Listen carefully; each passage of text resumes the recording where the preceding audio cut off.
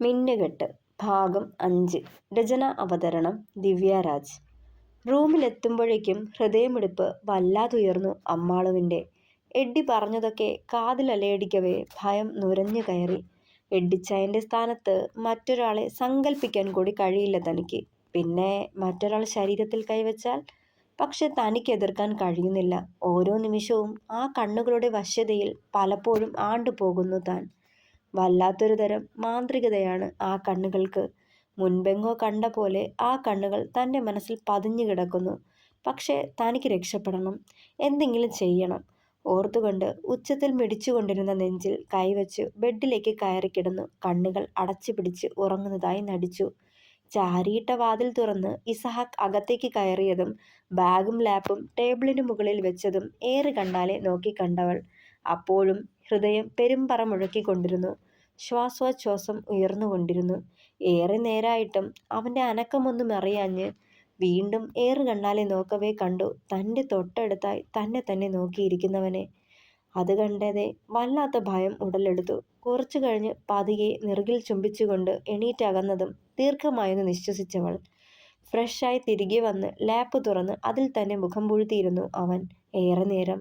ഇസഹാക്ക് അകലെ ഇരുന്നിട്ട് കൂടി ഉറങ്ങാൻ കഴിയാത്ത പോലെ. എന്തുകൊണ്ടോ താൻ ഇച്ചായനെ ഭയപ്പെടുന്നു. എഡ്ഡിച്ചായൻ അങ്ങനെയൊക്കെ പറഞ്ഞെങ്കിലും ഇത്രയും സമയത്തിനുള്ളിലെ പരിചയം വെച്ച് തനിക്ക് തോന്നിയത് ആ ഉള്ളിൽ തന്നോടുള്ള പ്രണയം ആത്മാർത്ഥമാണെന്നാണ്.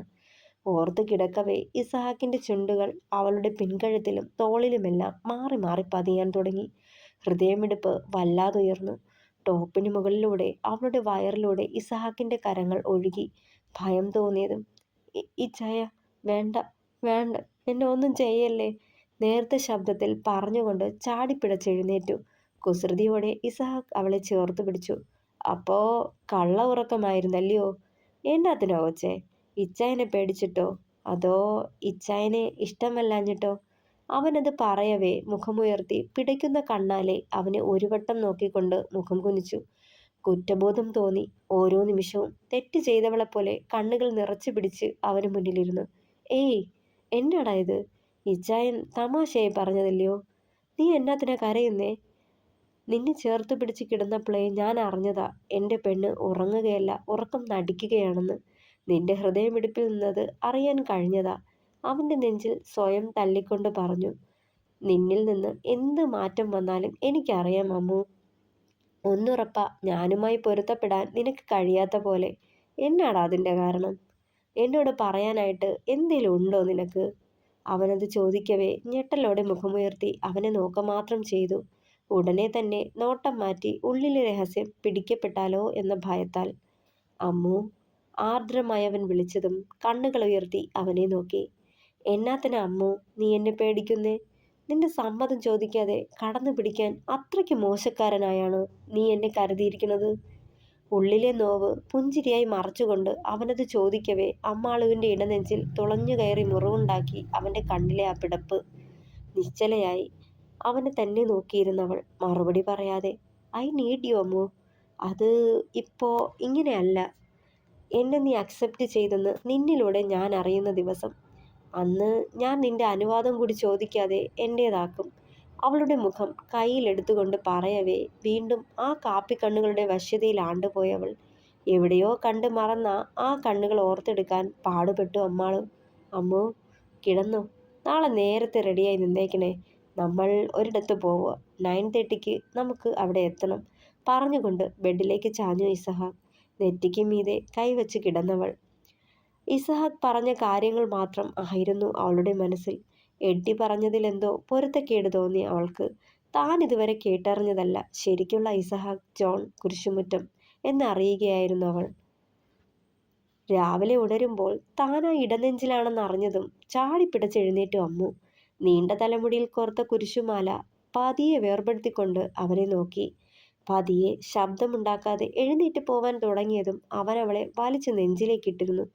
പെട്ടെന്ന് ഞെട്ടിക്കൊണ്ട് എണീക്കാൻ നോക്കിയവളെ നോക്കി കണ്ണുരുട്ടി കാണിച്ചതും എതിർപ്പുകൾ അവസാനിപ്പിച്ച് അവന് വിധേയായി കിടന്നു. അവളുടെ നെറുകിലും കവളിലും നോട്ടം വേച്ച് കിടന്നു ഇസഹാക്ക് കണ്ടു മതിവരാതെ. അവൻ്റെ നോട്ടം താങ്ങാനാവാതെ മിഴികൾ താഴ്ത്തി അമ്മാളു. ഇച്ചായ, എവിടെയോ പോണമെന്ന് പറഞ്ഞു. തലേന്ന് പറഞ്ഞത് അവനെ ഓർമ്മിപ്പിച്ചതും. ആ സോറി അമ്മു, ഞാനതങ്ങ് മറന്നു. അവളിൽ നിന്ന് അടർന്നു മാറിക്കൊണ്ട് എഴുന്നേറ്റ് ബാത്റൂമിലേക്ക് നടന്നവൻ കുളിച്ച് ഫ്രഷായി തിരികെ വരവേ കണ്ടത് ബെഡിനു മുകളിൽ അടുക്കി വെച്ചിരുന്ന കാഷ്വൽ ഡ്രസ്സാണ്. പലതരത്തിലും നിറത്തിലുമുള്ളവ. സംശയത്തോടെ അതിലേക്ക് തന്നെ ഉറ്റുനോക്കി നിന്നതും അവൻ്റെ തണുത്ത കരങ്ങൾ അരയിലൂടെ ചുറ്റിപ്പിടിച്ച് അവനിലേക്ക് ചേർത്ത് നിർത്തി. നിനക്ക് ഇഷ്ടമുള്ള ഡ്രസ്സ് സെലക്ട് ചെയ്ത് എടുത്തണിഞ്ഞു. പക്ഷേ 15 നിമിഷത്തിനകം നിന്റെ സർട്ടിഫിക്കറ്റുകളുമായി താഴേക്ക് എത്തിയിരിക്കണം. സമയം തീരെയില്ല. തിടുക്കത്തിൽ പറഞ്ഞുകൊണ്ട് കബോർഡിൽ നിന്നും ഒരു ഷർട്ട് എടുത്തിട്ട് മുടിച്ചീക്കി ഒതുക്കി ഇസഹാക്ക്. സർട്ടിഫിക്കറ്റോ? കണ്ണുമിഴിച്ച് അവനെ തന്നെ നോക്കിയവൾ. ആ അതെ, അലക്ഷ്യമായി പറഞ്ഞതും അവനെ തന്നെ അവൾ നോക്കി. പക്ഷേ എൻ്റെ കയ്യിലില്ലല്ലോ, വീട്ടിലാ, പകപ്പോടെ പറഞ്ഞതും അമ്മ പോയി ആ കബോർഡൊന്ന് തുറന്നേ, കുസൃതി ചിരിയോടെ പറഞ്ഞതും അവളൊന്ന് അമ്പരന്നു. വേഗം ചെന്ന് കബോർഡ് തുറന്നു നോക്കുമ്പോൾ അവളുടെ സർട്ടിഫിക്കറ്റുകൾ. കണ്ണുകൾ വിടർന്നു അവളുടെ. ശ്രദ്ധയോടെ കയ്യിലെടുത്ത് വിശ്വാസം വരാതെ അതിൽ തന്നെ നോക്കി നിന്നു. പെണ്ണിന്റെ പ്രവർത്തികൾ ഒരു പുഞ്ചിരിയോടെ നോക്കി കാണുകയായിരുന്നു ഇസഹാക്ക്. ആ മുഖത്ത് തെളിഞ്ഞു വരുന്ന സംശയഭാവത്തെ കൗതുകത്തോടെ തെല്ലുനേരം വീക്ഷിച്ചു. ഇതൊക്കെ ഇവിടെ എങ്ങനെ? ചോദിച്ചുകൊണ്ട് തിരിഞ്ഞതും അവൻ നിന്നിടം ശൂന്യമായിരുന്നു.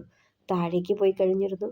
പുഞ്ചിരിയോടെ അതിൽ നിന്നും ഒരു ലോങ് കുർത്തിയും പാലസോയും എടുത്ത് റെഡിയാവാനായി തുടങ്ങിയവൾ. Saint Mary's College of Arts എന്ന വലിയ ബോർഡ് വെച്ച് ആർച്ചിലൂടെ ഇസഹാക്കിന്റെ കാർ കടന്നുപോയി. ആ വലിയ കോളേജിന്റെ അങ്കണത്തിൽ ചെന്ന് നിന്നതും അമ്പരപ്പോടെ അവനെ നോക്കുമ്പോൾ കുസൃതി നിറഞ്ഞ നോട്ടം എറിഞ്ഞുകൊണ്ട് പുറത്തേക്ക് ഇറങ്ങിയിരുന്നവൻ.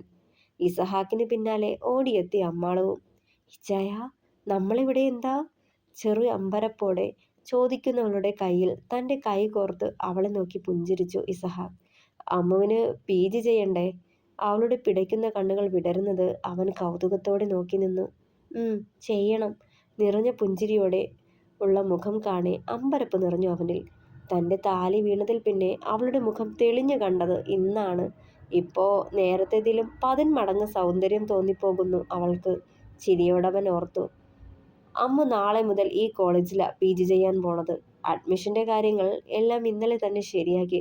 സർട്ടിഫിക്കറ്റ് ഇവിടെ സബ്മിറ്റ് ചെയ്യണമല്ലോ. അതിനായി ഇന്നലെ ഞാൻ തൻ്റെ വീട്ടിൽ ചെന്ന് സർട്ടിഫിക്കറ്റ് കളക്ട് ചെയ്തത്.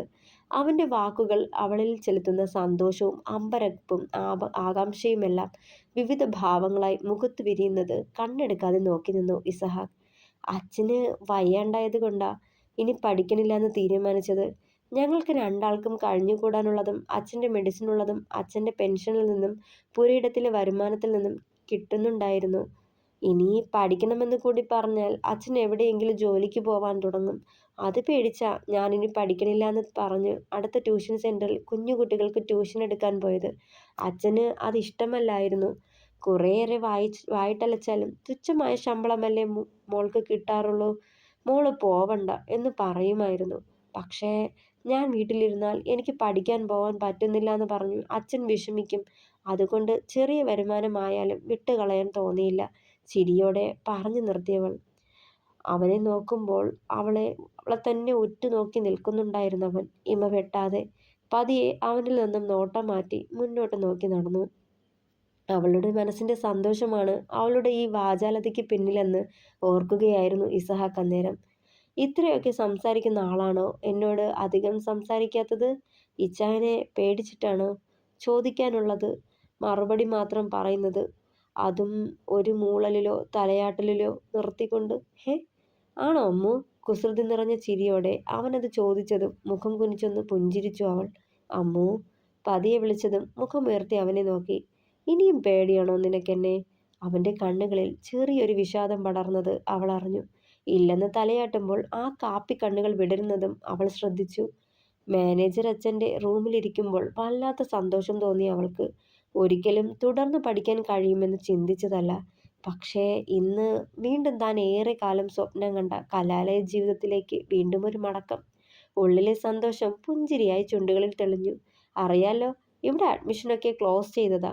പിന്നെ ഇസഹാക്ക് പറഞ്ഞാൽ മാനേജ്മെന്റിന് അനുസരിക്കാതിരിക്കാൻ കഴിയില്ലല്ലോ. ഈ കോളേജ് തന്നെ ജോർജ് സൈമൺ കുരിശുമറ്റം എന്ന തൻ്റെ അപ്പൻ്റെ പാരമ്പര്യ സ്വത്ത് അല്ലേ? ചിരിയോടെ അച്ഛൻ പറയുന്നുണ്ടായിരുന്നു. അതിനൊരു പുഞ്ചിരിയായിരുന്നു അവൻ്റെ പ്രതികരണം. ഇതിപ്പോൾ ക്ലാസ് തുടങ്ങിയിട്ട് 2 ആഴ്ച കഴിഞ്ഞല്ലോ ഇസഹാക്ക്. ഒരുപാടൊന്നും ഇല്ലെങ്കിലും പെൻഡിങ് നോട്ട്സും വർക്കും ഉണ്ടാവും. ആൻഡ്രിയ മോളും ഇംഗ്ലീഷ് ഡിപ്പാർട്ട്മെൻറ്റ് തന്നെ. അവളുടെ കയ്യിൽ നോട്ട്സ് ഉണ്ടാവും. അപ്പോൾ എന്തെങ്കിലും സംശയം വന്നാലും ചോദിച്ചു പറഞ്ഞ് മനസ്സിലാക്കാം. ഫാദർ രണ്ടുപേരെയും മാറി മാറി നോക്കിക്കൊണ്ട് പറഞ്ഞു. അത് നേരാ. പിന്നെ ഫാദർ, ഞാൻ ആനിയെ കൂടി കൊണ്ടുപോവാണ്.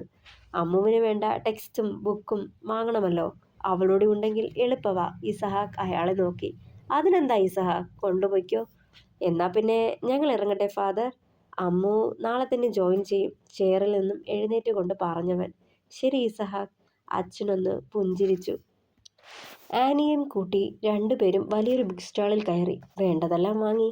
അത്യാവശ്യം വേണ്ടതെല്ലാം വാങ്ങി തിരികെ വരുമ്പോൾ ആനിക്ക് കുറച്ച് ഉണ്ടെന്ന് പറഞ്ഞ് മാളിലേക്ക് പോയി 3 പേരും. ഇസഹാക്കിന്റെ പോക്കറ്റിൽ നിന്നും കാർഡും എടുത്താണ് ആനി പോയത്.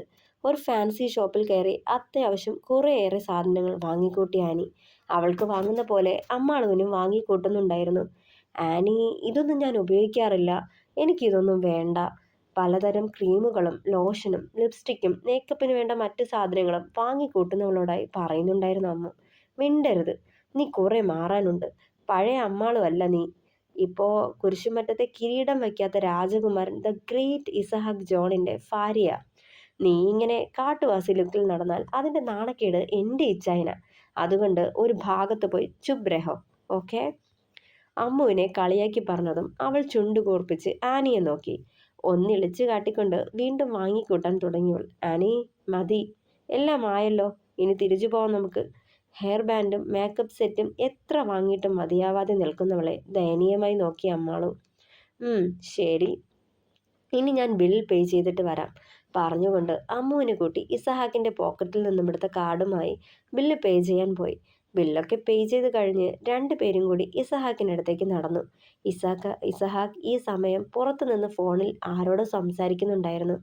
2 കൈ നിറയെ കിറ്റുകളുമായി വരുന്നവളെ തന്നെ നോക്കി നിന്നവൻ.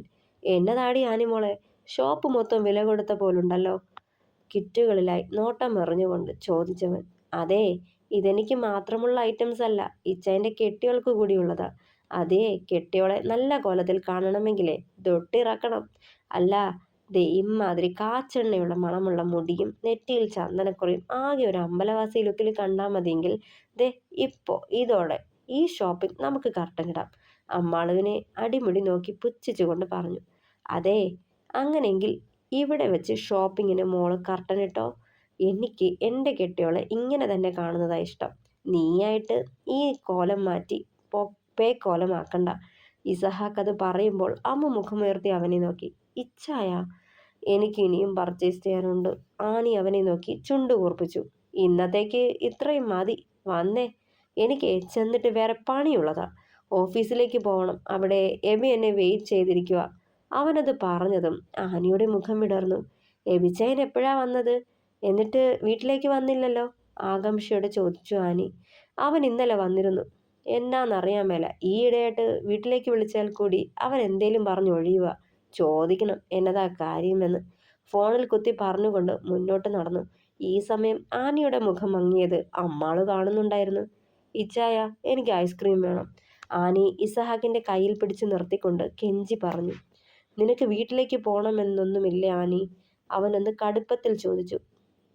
ഇച്ചായ, പ്ലീസ് പ്ലീസ്, കണ്ണിറുക്കി കൊഞ്ചലോട് ചോദിച്ചത്. ശരി. ഉടനെ അമ്മുവിനെയും കൊണ്ട് ഐസ്ക്രീം കോർണറിലേക്ക് പാഞ്ഞു പോയി. ഇസഹാക്ക് അതിനടുത്തായി തന്നെ ഒരു തൂണിൽ ചാരി നിൽപ്പുണ്ടായിരുന്നു. ഇടയ്ക്ക് നോക്കുമ്പോൾ 2 പേരും ഐസ്ക്രീം കഴിച്ച് സംസാരിച്ച് നിൽക്കുന്നത് കണ്ട് മാറി നിന്നു. ഉടനെ അവൻ്റെ ഫോണിലേക്കൊരു കോൾ വന്നു. അൺനോൺ നമ്പറായിരുന്നു. സംശയത്തോടെ കോൾ അറ്റൻഡ് ചെയ്തവൻ. ഹലോ, ഇതാരാണ്? ഇസഹാക്കിന്റെ ആ ചോദ്യത്തിന് മറുപുറത്തു നിന്നും ഒരു പൊട്ടിച്ചിരിയായിരുന്നു മറുപടി. ഇസഹാക്ക് അമ്പരപ്പോടെ ഫോൺ ചെവിയിൽ നിന്ന് മാറ്റി നമ്പറിലേക്ക് നോക്കി.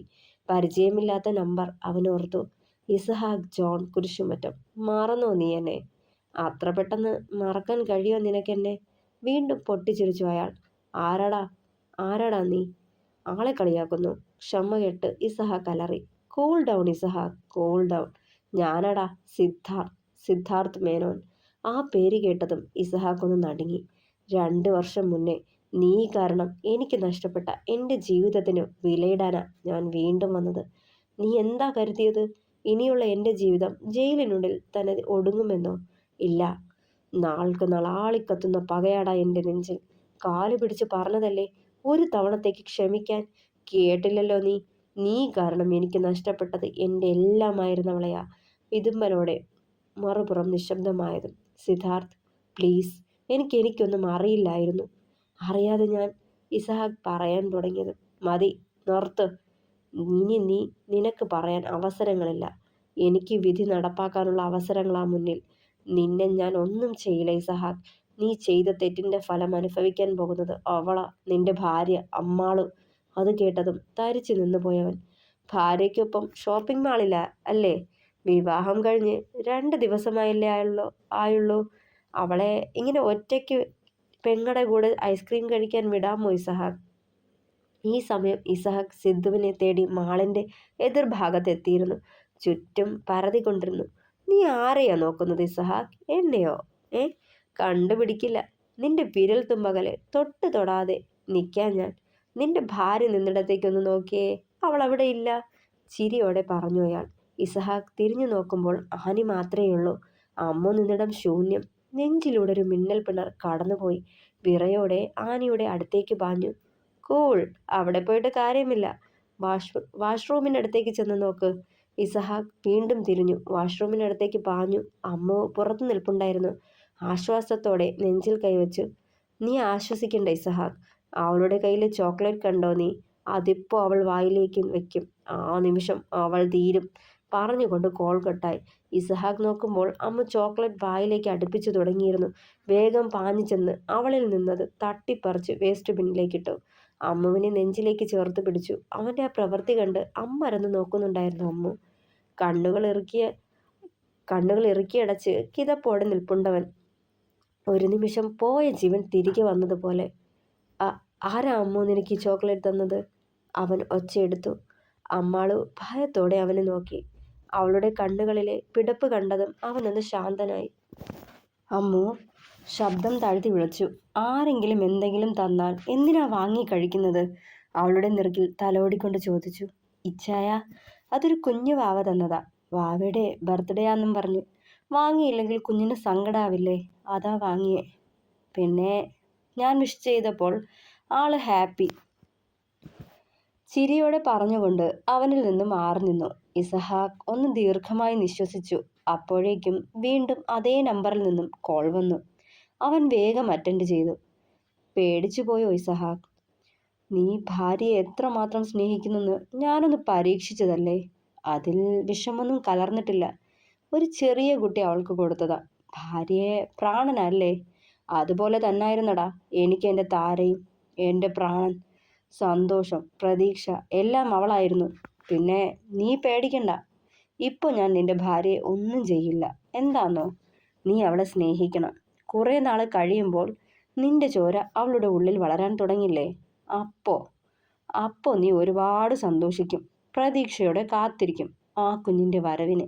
ആ നേരം നിന്റെ കെട്ടിയോൾക്കൊപ്പം ആ കുഞ്ഞുകൂടി നഷ്ടപ്പെട്ടാലുള്ള വേദന എങ്ങനെയുണ്ടാവും? അത് നീ അറിയണം. ഞാൻ അനുഭവിച്ചതാ അതേ വേദന. അവളുടെ ആ വിറങ്ങലിച്ച ശരീരം കയ്യിൽ താങ്ങിക്കൊണ്ട് നീ അലറി കരയുന്നത് എനിക്ക് കാണണം. ആ ദിവസത്തിനുള്ള കാത്തിരിപ്പിലാണ് ഞാൻ. അപ്പോൾ കാണാം. പറഞ്ഞുകൊണ്ട് കോൾ കട്ട് ചെയ്തത് കേട്ടതിൻ്റെ നടുക്കം വിട്ടുമാറാതെ ഇസഹാക്ക് വിറങ്ങലിച്ച് നിന്നുപോയി. തുടരും. കഥ ഇഷ്ടമാകുന്നുണ്ടോ? അഭിപ്രായങ്ങൾ കൂടി പറയണേ. പിന്നെ കഥ സപ്പോർട്ട് ചെയ്യുക, ഹൈപ്പ് ചെയ്യുക, സബ്സ്ക്രൈബ് ചെയ്യുക. Thank you.